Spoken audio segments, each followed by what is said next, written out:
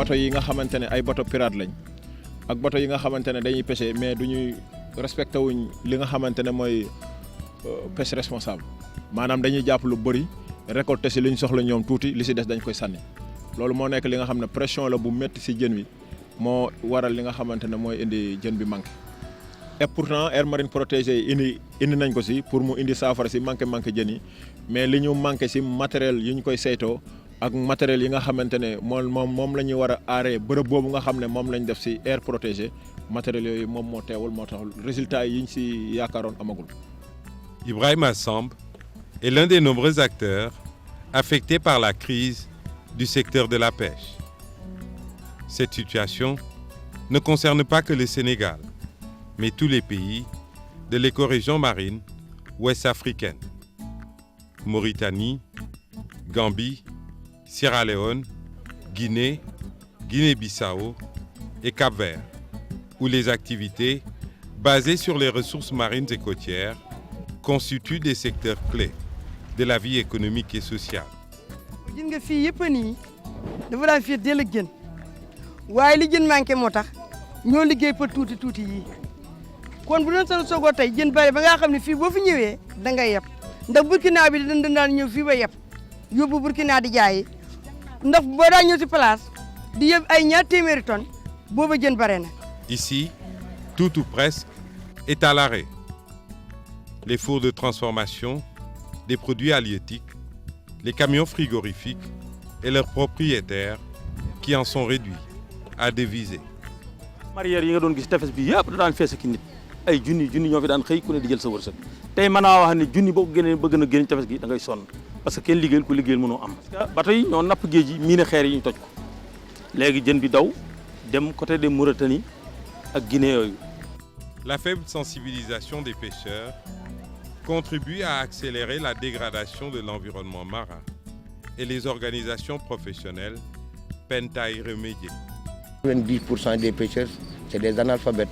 Déjà, ça, c'est un problème qui dégrade complètement le milieu halieutique. Même les gens qui connaissent quelque chose ne peuvent pas les conscientiser parce qu'ils manquent d'éducation. Bon, vraiment, nous demandons qu'ils viennent nous appuyer sur la formation de nos membres.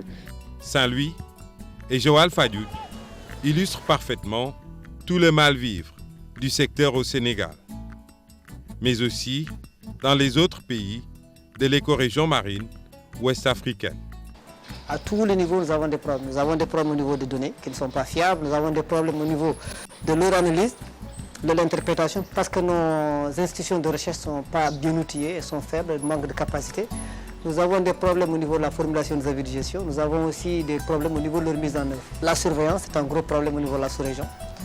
Au niveau des pays sud, on parle de pertes annuelles de 350 millions de dollars par an, dû juste à ce qu'on appelle les pêches INN, les pêches illégales, non réglementées, non documentées. Ce sont des problèmes qui sont des problèmes de gouvernance, ce sont des problèmes qui sont des problèmes de valorisation de nos produits, ce sont des problèmes qui sont liés aussi à un pilotage extensif au niveau de la sous-région.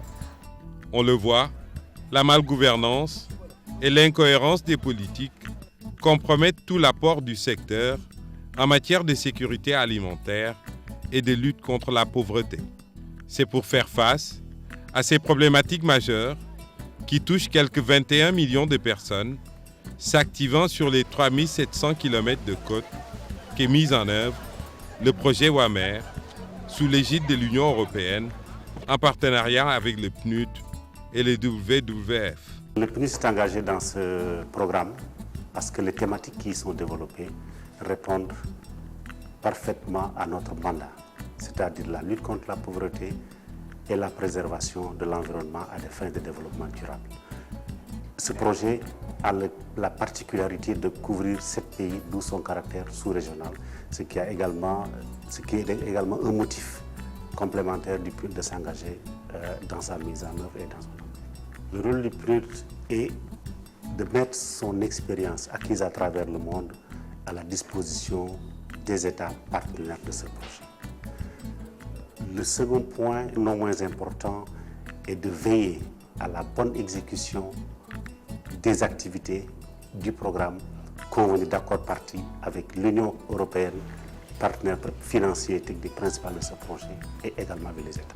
Le projet WAMER, mis en œuvre par le WWF, s'appuie sur 4 leviers. Il s'agira, au cours des 4 années, d'élaborer un plan d'action régional dont la mise en œuvre des activités devrait permettre de réduire ou d'éliminer de façon significative les impacts négatifs des modes de gestion et de gouvernance des ressources halieutiques dans la zone côtière qui ont une tendance à impacter négativement la sécurité alimentaire et la réduction de la pauvreté.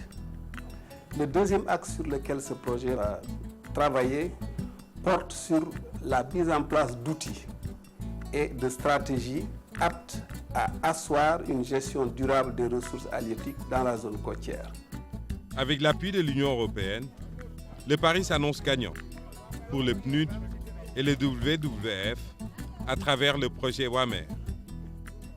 Il s'agit ainsi, pour ces différents partenaires, de contribuer à la réduction de la pauvreté, au renforcement de la sécurité alimentaire des communautés côtières, en améliorant la gouvernance des politiques de gestion des ressources marines et côtières du WAMER, l'écorégion marine ouest-africaine, l'une des zones les plus poissonneuses du monde.